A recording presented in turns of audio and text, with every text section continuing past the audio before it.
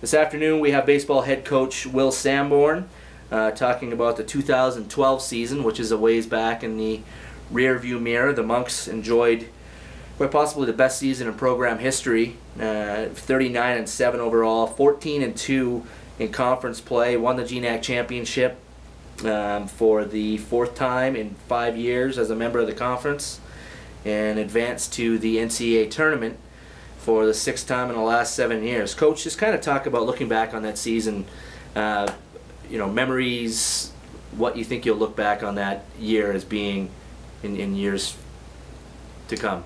Certainly a great year, and I think one of the things that is striking about it is just the consistency right from the get-go at the start of the season. We were 7-2 coming out of Florida. Played some ranked teams down there, beat some ranked teams, just had a great start against some really strong opponents, and really never skipped a beat. It was a good, consistent season, and we, when we did drop a game here or there, we never seemed to put together a losing streak. The guys were great at bouncing back. Very kind of a professional atmosphere with that group. Very well led group. The leadership was outstanding. I think that really helped provide the consistency. And in baseball, so much of it is not beating yourself and being consistent and being able to perform on a day in, day out basis. And that was I think was the key to the season. And 7 losses, 3 of them by 2 runs or fewer. Just a tremendous season. 39 wins, breaks the school record, and the second highest winning percentage in the country, all levels.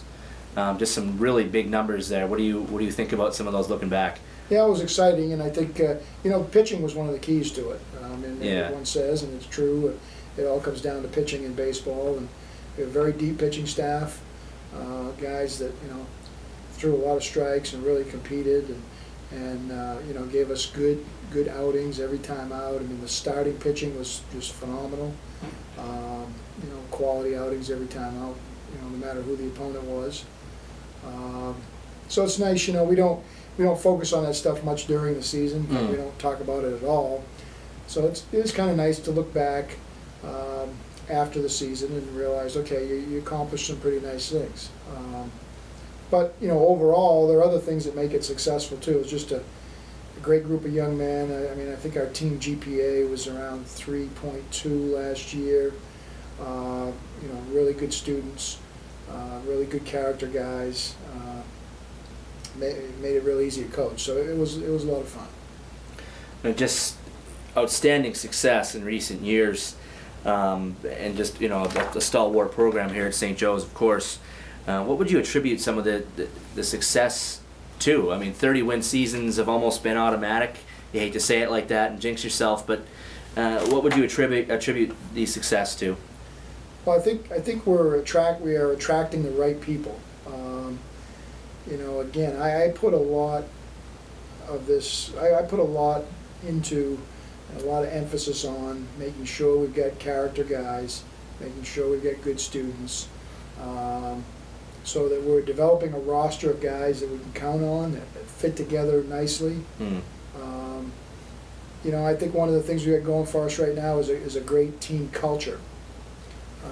Somebody used the word team chemistry the other day, and that's a good word. I mean, that's a good phrase.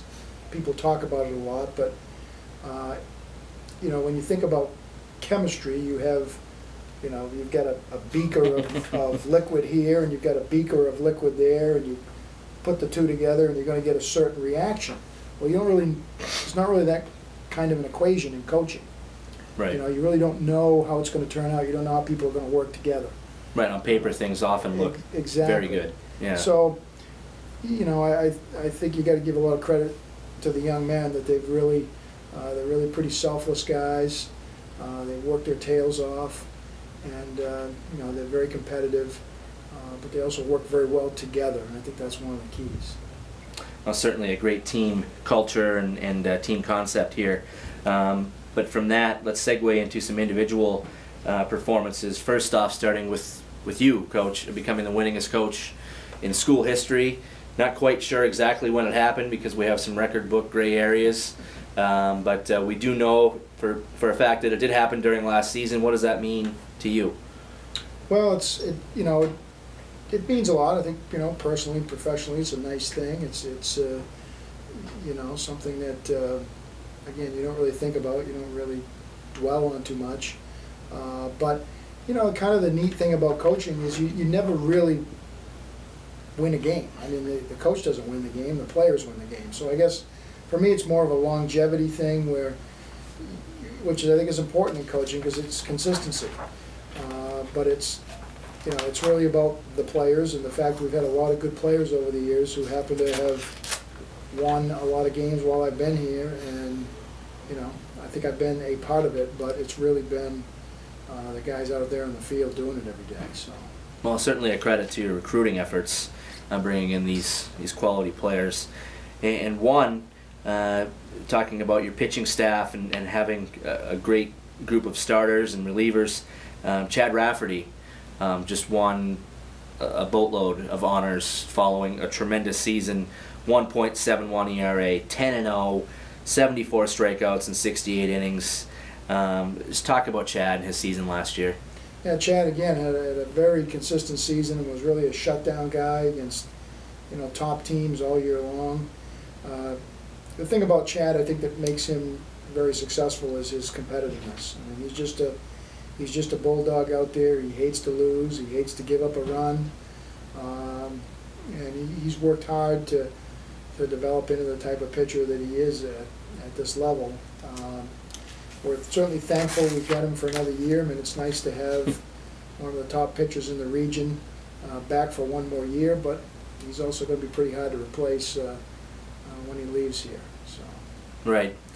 And it's interesting how it's kind of come full circle a little bit as far as pitching with this program. First started making the regionals, we had some top-end guys and not as much depth, and now last year at the regional posted the best pitching staff numbers out of any of the 8 teams in the New England Regional. Just consistent efforts across the board. Joe Gronkowski, Nick Whitaker, Lincoln Sanborn, your son, of course, had a tremendous year and was very good in an elimination game against Keene State. Let's talk about how it kind of peaks at the end there for these pitchers. Yeah, and I think that's what you're trying to develop is the deepest pitching staff. The best pitcher's probably going to win you a game on any given day, but if you can develop the deepest staff, and that's what's going to allow you to win your conference tournament, which is a double elimination tournament, and then hopefully go on and make a run at the regional. So that's really what we've been trying to do. It really fits with our team atmosphere and our team culture. So the pitching staff itself is very close. I think if there's any one common thread, is that we have strike throwers, and we just stress the heck out of it. And command is the biggest part of what we do. We don't get all wound up in the radar gun too much. We use the radar gun as a tool to help guys build velocity, to help guys have the right differential between their fastball and their changeup. But we don't fall in love with the radar gun because the radar gun never got anybody out. We have guys that throw strikes and know how to pitch and know how to change speeds and know how to help you get yourself out as a hitter. So the depth of the staff was certainly key for us, and we knew we could go 8 or 10 deep with our pitching staff and be very comfortable with that. Now, the nature of college athletics, of course, is you get 4 years with a group of guys, and in 2011 graduated some pretty good players. Seemingly every year this happens. Chris Campbell, Todd Kenneborus, Ian Lee, 3 kind of middle of the order guys. And every year people say, well, boy, that was your year. Now how are you going to do it? And last year the lineup just was kind of like a 1 through 9, no easy out kind of lineup. No necessarily like a big bopper like a Kenneborus or a Luke Enman, Steve Osborne, but just solid throughout. Just kind of talk about the hitting effort last year. Yeah, I think it fit right in with our philosophy last year. We talked a lot about productive plate appearances, and that really became our focus, was not the batting average and not hitting a home run or necessarily driving the ball in the gap, but just making sure that every time up we use that bat as a tool to help the team and advance the team towards scoring runs. And, with anything you're trying to do as a coach, your guys have to buy into it. And our guys really bought into this idea of productive plate appearances. And, that's the way our lineup was. Very consistent, 1 through 9. A lot of guys that can help you win with the bat in a number of different ways. It's nice to score 10 or 12 runs in a particular game and put up the runs and coast to a win, but you've got to have a number of different ways to win baseball games offensively, and we stress that, and we think we got that. Yeah, definitely. Some guys really did buy into that productive plate appearances. Alex Lawrence, for one, I know he was keeping track all year long. Yeah. And when you have a leader-type player like that who's buying in, Right. it makes it easier for the rest of the team to follow suit. Yeah, and anytime you can take the focus off from somebody's batting average, I think that's a positive thing. No doubt about it. But individually, some guys still put up some pretty gaudy numbers.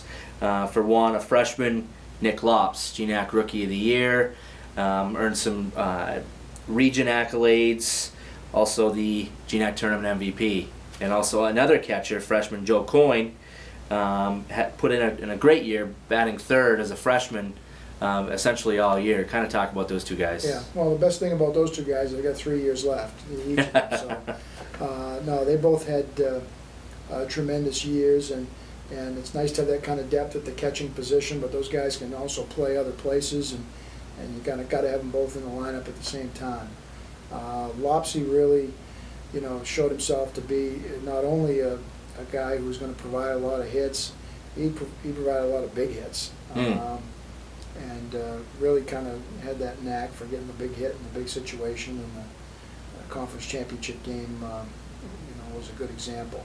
And Joe Coyne just came right out of the chutes in Florida, and basically nobody could get him out in Florida. He did have a little point there in the middle of the season where he struggled a little bit, like happens with most hitters, but that didn't last too long. And for a freshman to make that kind of an impact on a lineup, particularly offensively, it's a little bit unusual. Usually it takes some time for guys to adjust, but those guys are ready to go, and we're excited about having them for 3 more years.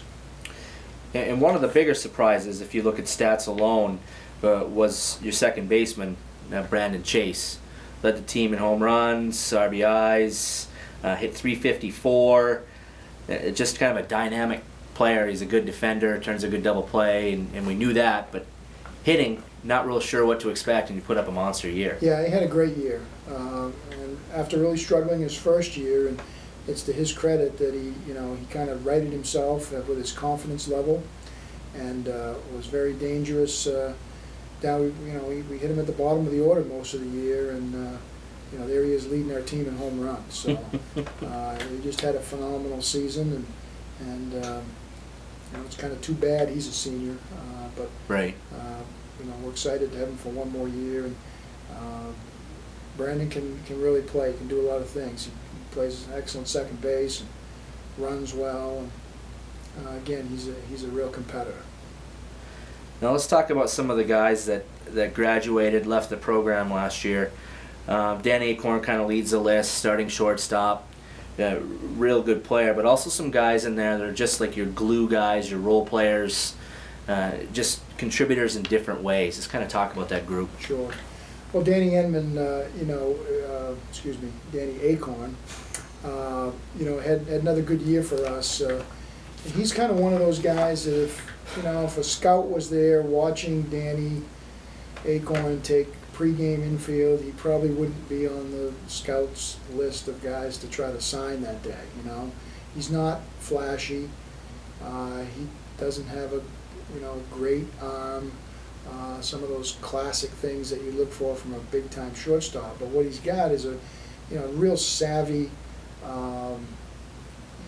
knowledge of the game, and knows how to be there in the right spot, and knows how to make the big play, as well as make the routine play. And just a guy out there that provides some good steady defense. And then he had a great year with the bat. So you gotta be strong up the middle, and he's provided that for us he provided that for us over his career. It's, he's one of the guys that we'll certainly miss. When I think about that group, there's great leadership there. Johnny Downs and Kyle Nagel, Danny Brown were our captains. Those guys provided tremendous leadership to these younger guys. You think about guys like Coyne and Lops and freshmen who had great years. A lot of the credit, goes to the upperclassmen too, who made those guys feel comfortable and helped them to make the adjustment to college baseball. So we had great leadership. Guys like Andy Devereaux out of the bullpen. Dev, we could always count on him coming in and throwing strikes and competing, and he was the winner in the conference championship game with a great relief outing, and we came back from behind to win.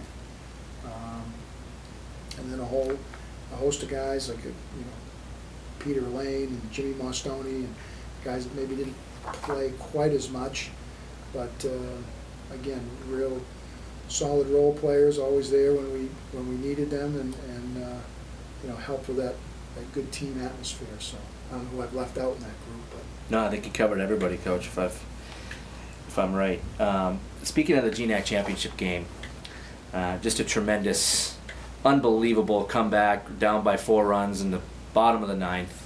Where, first off, where does that rank in your coaching career? Now you're going into your 21st year, 2013. Where does a game like that rank in your coaching career? It's up there. I mean, there have been an unbelievable amount of games like that, and I don't know if that's just because I've coached in so many darn games, and you tend to remember those that ended the right way. But we've had a lot of those because we tend to have guys who find a way and who have got guts and who don't give up, and who believe in themselves and they believe in each other. So when you're down by, I think it was 5 runs going into the... It was, 6-2. Yeah. So down by 4, needed to score 5. Yeah. Yeah. And I think it was there 1 out in the inning with nobody on? Yeah. Yeah. So, when you put together an inning like that, I mean, it had all the elements of that type of inning. There were some walks. I think there was a bloop hit in there. There was probably an error in there. You had some of that. Right. But you've got guys going up there and doing what you need them to do to give you a chance when you're down by 4 runs with 3 outs left, which is have good at bats, take people deep in the count. Don't swing early and give an easy out early in the count. Put the ball in play. And then somebody's got to come up with a clutch hit, and there were, a couple of those in that inning too. So, but it's one of those where you think that probably only the guys in that dugout thought we were still going to win, and then you kind of wonder if even some of them doubted. Because with each out. Yeah. Yeah. We were up against it there. So it was exciting. Well, it certainly started with Devereaux coming in relief, a solid relief effort, and then it ended with Nick Lops, a 2-run single, and and then there it was. Yeah. So, pandemonium on the field. Absolutely. Now from there to the NCAA tournament, which has become a familiar site for this program, and every year it seems like you get a little bit closer. Talk about your team's performance last year in the NCAAs. Yeah, I think we really know that we can play with anybody down there now, and that's a nice feeling. I mean, the first year or two that we were at the NCAA regional, it was a new experience, and I don't think the program had matured enough that we could go right in there and compete. But now it's a different story. Now our guys really get down there every year and feel they're going to win the thing. I mean, the last 3 years have been right in the hunt. Knocking out #1 seeds and winning games and extra innings and having great performances. So the 2 wins we got down there last year, Chad Rafferty pitched a great game in the Bowdoin game. What a pitcher's duel, just one of the best games in recent memory. 2 of the best pitchers in the region. Yeah. And really fitting that we won that game on a hustle play. Yeah. We scored a couple of guys on the ground ball baubles where we just hustled around third base and continued on to score when the other when Bowdoin made an error and kind of held the ball and we got an extra run or 2. So that was a huge win and a great pitching performance. You you got to hand it to Chad, and to do that in the clutch like that, your first game in the tournament is huge. And then the Keene game, Lincoln just pitched a phenomenal game in that game, with tremendous command, and struck out 10 guys. And that Keene game was really kind of, it was a 6-2, 6-1 win for us. It wasn't,